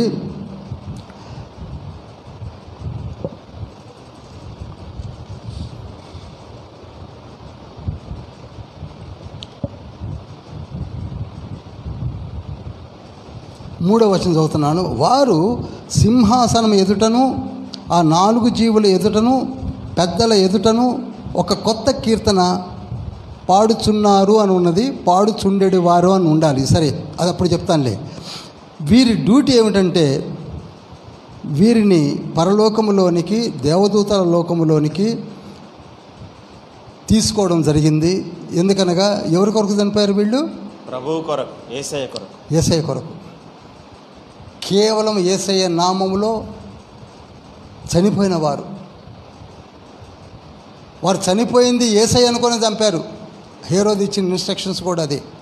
ఇందులో యేసయ్య చచ్చిపోయాడు అనుకొని చంపారు. అందుకే వాక్యమైన దేవుని యొక్క నామము, కుమారుడైన యేసయ్య నామం కూడా వారి నొసటన ఉన్నది. వారు ఒక కొత్త కీర్తన ఎప్పుడు పాడుతూ ఉంటారు పరలోకములో. ప్రకటన గ్రంథం 4వ అధ్యాయం సెటప్ తర్వాత చెప్తాను నేను. అక్కడ 4వ వచనం నేనే చదువుతున్నాను. వీరు స్త్రీ సాంగత్యమున అపవిత్రులు కానివారు. ఇంతకీ ఈ 1,44,000 మంది యవనస్తులుగా కనపడుతున్నారు కనుక మనోళ్ళందరూ కూడా మనకంటే ముందుగా బోధించినటువంటి కొందరు బోధకులు ఏమనుకున్నారంటే దీన్ని ఇంటర్ప్రిట్ చేస్తూ వెళ్ళారు. స్త్రీ సాంగత్యము వారికి అసలు తెలియదు. ఆ యవనస్తులకి స్త్రీతో ఎటువంటి రిలేషన్షిప్ లేదు. నంబర్ 1. నంబర్ 2, గొర్రెపిల్ల ఎక్కడికి పోవునో అక్కడికి వీళ్ళు వెళుతూ ఉంటారు. యేసయ్య ఏ అఫీషియల్ వర్క్ మీద బయలుదేరినా యేసయ్య అమ్మటి ఉంటారు. ఎందుకని? యేసయ్య కొరికే తీసుకోబడ్డవారు వీళ్ళు. ఓకే. 3వది, వీరి నోట అబద్ధము కనపడలేదు. ఏ అబద్ధము లేదు. ఏమండి, మనిషి ఎటువంటి స్థితిలో ఉన్నా, మీరు ఏలియాని తీసుకోండి, ఎలీషాని తీసుకోండి, లేదా ఆది అపోస్తులను తీసుకోండి, ఎవరినైనా తీసుకోండి, అబద్ధాలు ఆడిన వాళ్ళే. కానీ వీరి నోట ఏ అబద్ధము వారి నోట కనపడలేదు, వినపడలేదంటే వాళ్ళు 2 years old. వాళ్ళకి ఇంకా మాటలే రాలేదు కనుక అబద్ధమని అపవాది వేయడానికే ఛాన్స్ లేదు.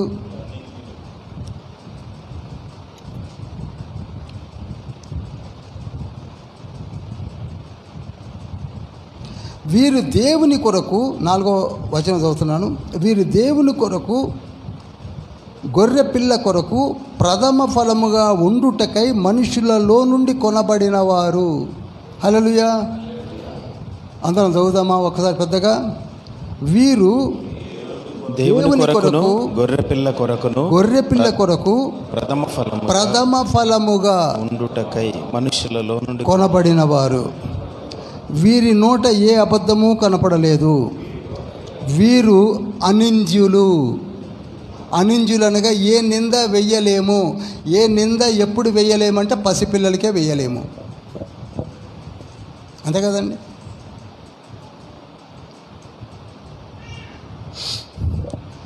ప్రసంగి గ్రంథం 7వ అధ్యాయం 29వ వచనము, మత్తయి సువార్త 18వ అధ్యాయం 10వ వచనము, మార్కు సువార్త 10వ అధ్యాయం 14వ వచనము, మత్తయి సువార్త 18వ అధ్యాయం 14వ వచనము. చిన్న పిల్లలు అనింజులు. మళ్ళీ చెప్పాలన్నా రెఫరెన్సులు? స్పీడ్ అయిపోయానేమో. మళ్ళీ చెప్తాను చూడండి. మత్తయి సువార్త 18వ అధ్యాయం 10-14 వచనాలు, మార్కు సువార్త 10వ అధ్యాయం 14వ వచనము,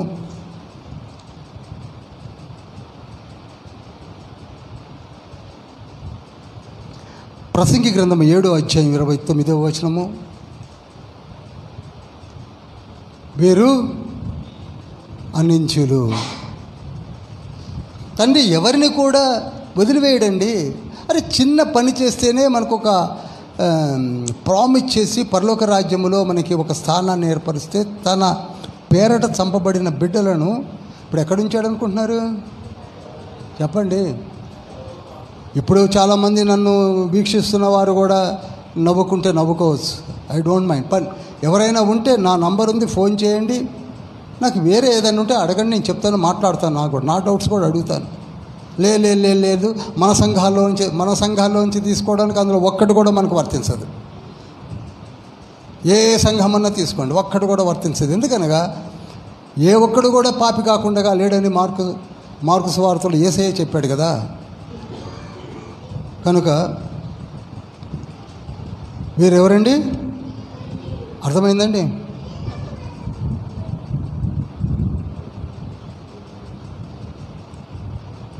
నాకు ఇంకా 12 minutes ఉంది. మత్తయి సువార్తలోకి వద్దామా?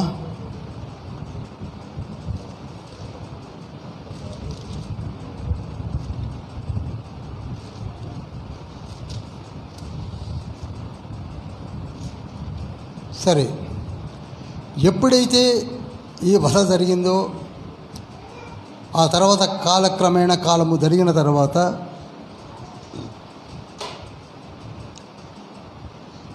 హేరోదు రాజు కూడా చనిపోయాడు. హేరోదు రాజు చనిపోయిన తర్వాత రాజు అయింది ఎవరంటే అర్కేలాయి. ఎవరండి? అర్కేలాయి. మత్తయి సువార్త 2:22 ఉంది, స్పష్టంగా లిఖించే ఉంది. ఎవరు చనిపోయారు?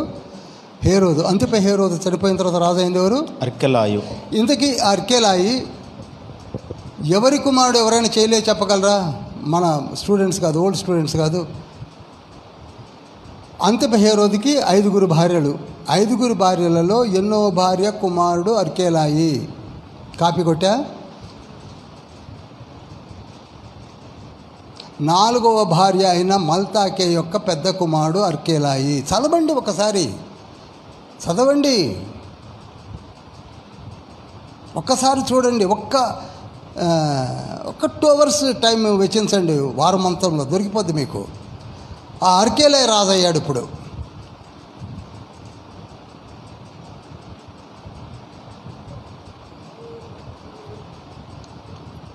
మొట్టమొదటి భార్య పేరు డోరస్ అయిన పెద్ద కుమారుడు అయినటువంటి ఆ కుమారుడు ఒకడే యాంటిపేటర్ అతనికి ఇవ్వాల, అరిస్టోబులస్కి ఇవ్వాల.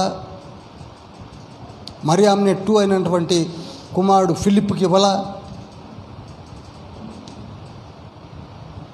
5వ భార్య అయిన క్లియోపాత్ర కొడుకైన ఫిలిప్కి ఆ రాజరికం రాలా. ఎవరికి వచ్చింది? మల్తాకే కుమారుడైన అర్కేలాయికి వచ్చింది. అప్పుడు మళ్ళీ యోసేపునకు దర్శనం వచ్చింది.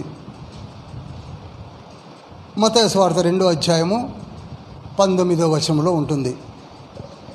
యోసేపునకు మళ్ళా దర్శనం వచ్చి మెంఫిస్లో ఉంటున్నాడు యేసయ్య, మరియమ్మ, యోసేపు వచ్చి ఏమన్నాడు? చదవండి 19. హేరోదు చనిపోయిన తరువాత ఇదిగో ప్రభువు దూత ఐగుప్తులో యోసేపునకు స్వప్నమందు ప్రత్యక్షమై, నీవు లేచి శిశువును తల్లిని తోడుకొని ఇశ్రాయేలు దేశమునకు వెళ్ళుము, శిశువు ప్రాణము తీయజూచుచుండిన వారు చనిపోయిరని చెప్పెను. చాలు. తండ్రి ఇన్స్ట్రక్షన్స్ టైం టు టైం ఇచ్చేస్తూనే ఉన్నాడు. అయిపోయింది, నువ్వు వెనక్కి వెళ్ళిపో, ఈజిప్ట్ వదిలేసేయి అన్నాడు.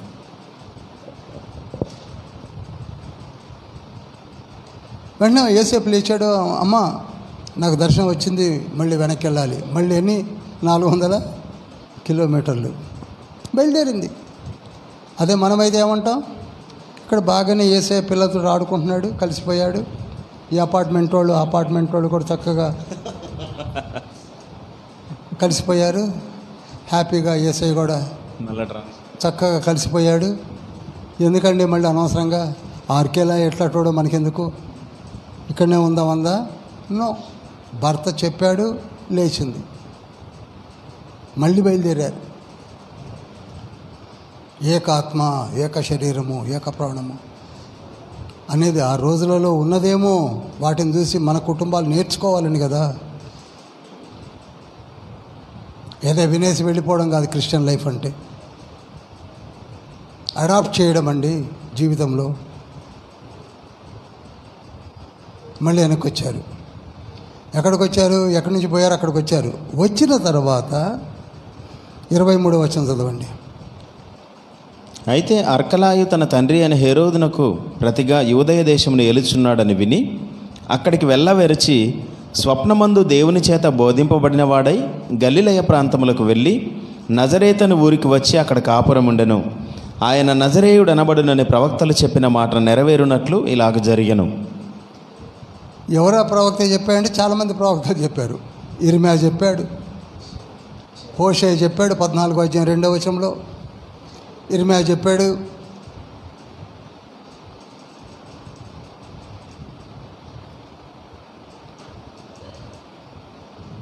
యెషయా చెప్పాడు 11వ అధ్యాయం 1-2 వచనాల్లో. చిగురు, నాజరత్ మీన్స్ నాజరీన్ అనే పదం నుంచి వచ్చింది.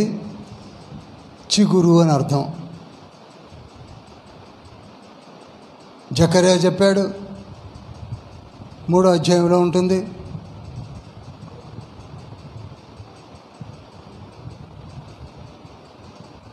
ఆ ప్రాఫెసీ నెరవేర్చబడాలి కనుక ఆ చిగురు అనే సార్థక నామధేయునిగా ప్రవచనం నెరవేర్పు జరగాలి కనుక ఆయన యెరూషలేములోనే ఉండిపోతే ప్రవచనం నెరవేర్పు జరిగేది కాదు.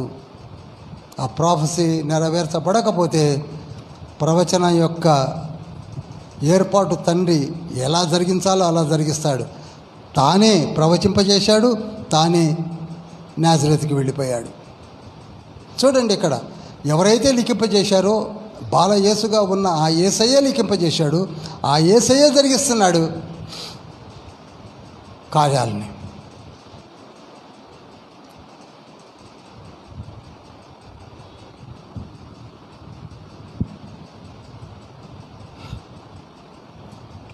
ఒక అధ్యాయము మరొక క్లాస్ తీసుకున్నాం మనం.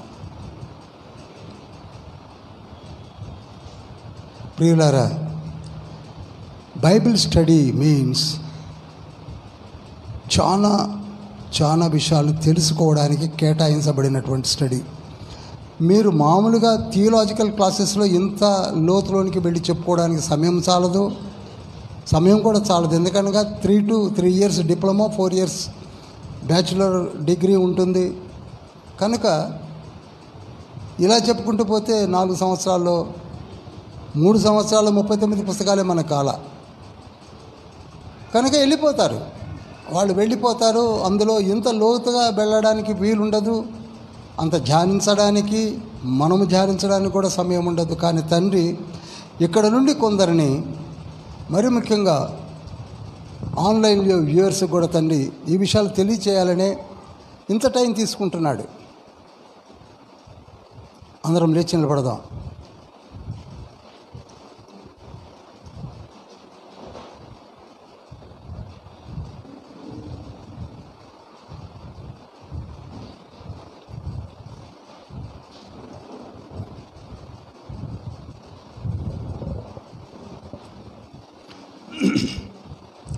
రెండు చేతులు పైకెత్తి, ఇంత గొప్ప మాటలు మనం విన్నాం, లోతైన విషయాలను మనం తెలుసుకున్నాం.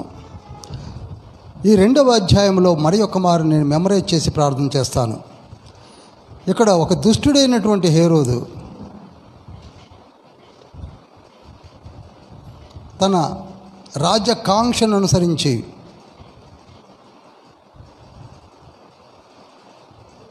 లక్షలాది పసి కూనలను చంపి పారేశాడు. ప్రభు కొరకు వెతికినటువంటి ఏలామీలు, జ్ఞానులు ప్రభువుని పూజించి తరించి వెళ్ళారు. మనము ఈనాటికి కూడా ఆ వాగ్దాన ఫలమును చూశాము, ప్రతి ఆదివారం వింటున్నాము, తెలుసుకోవడానికి ప్రయత్నం చేస్తున్నాము. కానీ ఆ తీవ్రత, ఆ తపన మనలో కలగడం లేదు. గమనించండి, వాక్యములు చదువుతున్నప్పుడు ప్రతి విషయమును మీరు ధ్యానించడానికి ప్రయత్నం చేయండి, పరకాయ చేయండి. అనేక విషయాలు ఉన్నాయి. నిర్లక్ష్య వైఖరి మంచిది కాదు. ఇప్పటికీ కూడా యేసయ్య దేవుడేనా అనేవాళ్ళు ఉన్నారు, కాదనేవాళ్ళు ఉన్నారు. నేనంటాను, యేసయ్య దేవుడు కాదు అనేవాళ్ళు క్రిస్టియన్ ఎలా అవుతాడండి? What is the meaning of Christian? Christian అనగా క్రీస్తును దేవునిగా అంగీకరించిన వాడే కదా. మీరేంటంటే క్రిస్టియన్ అంటారు, యేసయ్య దేవుడేనా అని అడుగుతారు. అదేం క్రిస్టియానిటో నాకు తెలియదు. కనుక ఇటువంటి అంధత్వములో ఉన్నారు అంటే వారికి ఫస్ట్ కావాల్సింది జ్ఞానము. అందుకే మీకు నా జ్ఞానము లేకయే మీరు నశించుతున్నారన్న మాటలు మన చెవుల్లో ఎక్కువ వలె వినపడుతున్నాయి. యేసయ్య రక్షకుడు, ఆయన వచ్చాడు. వచ్చిన విధమును మనం ధ్యానించాము. చంపడానికి ట్రై చేశారు. దేవదేవుని చంపడం ఎవరి వల్ల అవుతుంది? ఆయనే చచ్చాడు. ఆ తర్వాత కాలంలో అదే అంతిమ హేరోదుగా అర్కాలయ తర్వాత ఛార్జ్ తీసుకున్నటువంటి ఆయన కూడా దిక్కులేని చావు ఫ్రాన్స్ జైల్లో చచ్చిపోతాడు. చెప్తాడు మీకు మున్ముందు. ప్రభువుని ముట్టుకున్నవాడు, ప్రభు బిడ్డలను ముట్టుకున్నవారు ఉండరు. ఎందుకనగా తండ్రి కనుగుడ్డును ముట్టుకున్న వానిగా ఎంచుతాడు. కనుక ఈనాడు మనము కూడా యథార్థవర్తనులమై ధ్యానించి ప్రభు బిడ్డగా, ప్రభు యొక్క కుమారునిగా, కుమార్తెనుగా మనము నిలబడాలి. మనము నిలబడమే కాక మనతో పాటుగా అనేకులను ఈ నిత్యరాజ్య సువార్తను ప్రకటింపజేయాలి, ఆత్మను రక్షించుకోవాలి. అందుకే ఆత్మలందు వాంఛలేక సోమరులై కాలము వ్యర్థపరచువారానాడు చింతతోడ నిల్తురు. ఆత్మలందు వాంఛ లేక సోమరులై కాలము వ్యర్థపరచువారానాడు చింతతోడ నిల్తురు. ఒక పనైనా నేను యేసువా, ఒక ఆత్మనైనా నేను రక్షింపక యేసువా, వట్టి చేతులతో నిన్ను దర్శించుట తగునా, వట్టి చేతులతో నిన్ను దర్శించుట తగునా, వట్టి చేతులతో నిన్ను దర్శించుట తగునా.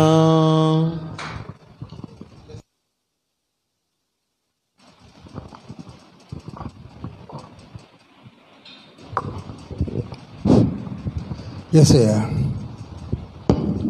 మీ బంగారు పాదం చెంతకు వచ్చా. చిన్ని సబ్మిషన్ బ్లెస్సింగ్స్కు మీ నియమం తెలియజేస్తుంది. మీ వాగ్దానాలన్నీ అవునన్నట్టుగా ఉన్నాయి. ప్రథమ ఫలముగా చనిపోయినటువంటి ప్రతి బిడ్డను పరలోకంలో ఏర్పాటు చేసుకున్నారు. అంత గొప్ప తండ్రి మీరు. సెకండ్ కమింగ్లో కూడా మీతో పాటు వస్తున్నారు.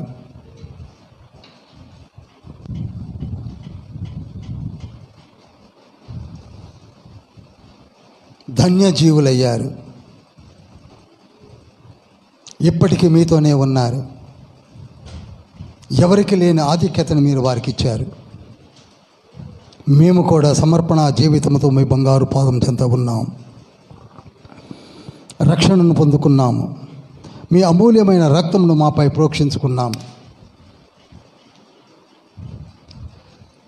మీ అమూల్యమైన నామం మా నొసటన ధరించి మీరే ఆత్మను సంచకరువుగా అనుగ్రహించారు. ధన్యులము, ధన్యజీవులము యేసయ్య. మమ్ములను మీరు వాడుకోండి. మాలో నుండి 10 మంది ప్రవక్తలను లేవనెత్తండి. మా కోరిక యవన బిడ్డల్లో నుంచి ప్రవక్తలు ప్రవక్తినులు లేవాలి. అద్భుతమైన పరిచర్య జరిగించాలి. రెండవ రాకడలో విని వెళ్ళిపోయేవారుగా కాక మీ కొరకై సిద్ధపడే దివలుగా మలచండి. మీ వాక్కును చేబూని అర్ధరాత్రి అపరాత్రి సమయములను పాటించకుండా చదివి బోధించుటకు సిద్ధముగా ఉన్నటువంటి బిడ్డలను వాడుకోండి. ఏ చదువు లేని ఆది అపోస్తుల్ని మీరు ఏర్పరచుకొని, చదువు అసలు లేదు, చేపలు పట్టడం తప్ప వారికి ఏమీ తెలియదు, కానీ మీరు ఏర్పరచుకున్నాక 39 బుక్స్ని చదివారు వారు. ప్రవక్తల గ్రంథాలన్నిటినీ చదివారు వారు. ధర్మశాస్త్రమును చదివారు. ఈనాడు మాతో చదివించండి. మాలో బలహీనత ఉన్నాయి. మేము బైబిల్ని చదవలేకపోతున్నాం, ధ్యానించలేకపోతున్నాం, ఉన్న జ్ఞానమునే సరిపెట్టుకుంటున్నాం. కానీ మీరు ఇంకా జ్ఞానం ఇవ్వాలని, మీరు మాతో మాట్లాడాలని, మీ కార్యములు మా ద్వారా జరిగించాలని ఉన్న కోరికను తీర్చండి. యేసయ్యా నీవు నాకు కావాలి. అందరం అందాం, యేసయ్యా నీవు నాకు కావాలి, నా కుటుంబానికి కావాలి. పరలోక రాజ్యంలోనికి మేము రావాలి. పరలోక రాజ్యమే మా ఊపిరిగా మేము పరిగెత్తుకుంటూ రావాలి. మమ్మల్ని దీవించండి, మమ్మల్ని ఆశీర్వదించండి. ఈ బైబిల్ స్టడీని ఆశీర్వదించండి, దీవించండి. రాబో దినముల్లో గొప్ప పరిచర్య జరిగించడానికి మమ్మలను గిఫ్ట్స్ చేత, ఆత్మ వరముల చేత నింపి నడిపించండి.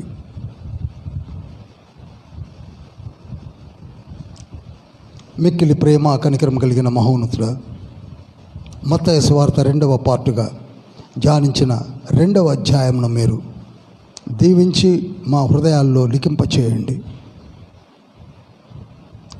జ్ఞాపక శక్తిని ప్రసాదించండి. దూర ప్రాంతంలో నుండి మా మధ్యలో నుండి నడిపించిన బిడ్డలను, పరిచర్య చేస్తున్న కాపర్లను, బోధకులను, సువార్థికులను, ఇంకా ఇంకా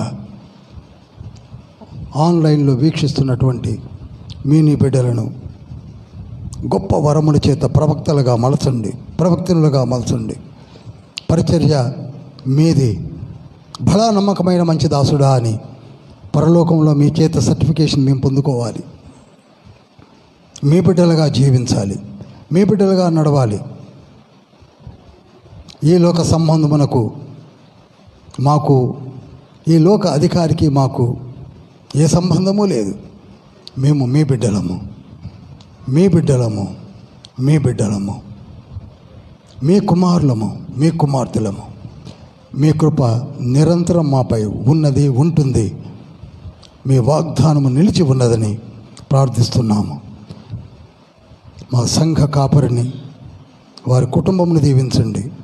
సంఘ పెద్దలను, వారి కుటుంబాలను దీవించండి. దూర ప్రాంతంలో నుంచి మా మధ్యలోనికి నడిపించిన వారి కుటుంబమును దీవించండి. ఆన్లైన్లో వీక్షిస్తున్న వారి యొక్క కుటుంబములను దీవించి ఆశీర్వదించండి. ఆసుపత్రిలో ఉన్నటువంటి రోగులను దర్శించండి ప్రభువా. బోర్డర్లో జరుగుతున్నటువంటి యుద్ధము ఆగినట్టుగా ఆగి మళ్ళీ ఉల్లంఘిస్తున్నారని తెలిసి ప్రార్థిస్తున్నాము తండ్రి. ఈ దినమున ప్రపంచమంతటా కూడా మదర్స్ డే సెలబ్రేట్ చేసుకుంటున్నారు. మా మధ్యలో ఉన్నటువంటి స్త్రీలు, వారికి అనుగ్రహించిన గర్భఫలమును ఆ స్త్రీమూర్తులకు మీరు ఇచ్చిన గొప్ప ఆశీర్వాద ఫలములను వారికి మెండుగా కుమ్మరించండి. ఆ బిడ్డలను తర్ఫీదునిచ్చి మీ పాదము చెంత నిలబెట్టే గొప్ప భాగ్యం స్త్రీలకు మీరు అనుగ్రహించి దీవించి, మరీ ముఖ్యముగా ప్రభువా వారిని ఒక గొప్ప సైన్యముగా వాడుకోండి. మేము మీ బిడ్డలము, మీ వారసులము. ఈ చిన్ని ప్రార్థన మీ బంగారు పాదం చెంత చేర్చుకొనమని నజరేయుడైన యేసు నామమున అతి వినయంతో వేడుకుంటున్నాం పరమ తండ్రి, ఆమేన్. పరలోకమందున్న మా తండ్రి, నీ నామం పరిశుద్ధపరచబడునుగాక. నీ చిత్తం పరలోకమందు నెరవేర్చబడినట్లు భూమి యందు నెరవేర్చబడునుగాక. మా అపరాధం చేసిన వారిని క్షమించున్న ప్రకారం రాజ్యము, శక్తి, మహిమ నిరంతరం నీవైనవి తండ్రి, ఆమేన్. యేసుక్రీస్తు ప్రభువుల వారి కృపయు తండ్రి అయిన దేవుని ప్రేమయు పరిశుద్ధాత్మని యొక్క సహవాసము మనకును ప్రభువు కొరకే ఆయత్తపడుతున్న సార్వత్రిక సంఘమునకు ప్రపంచములకు తోడే నీడే ఉండునుగాక. Amen, amen, amen. Praise the lord.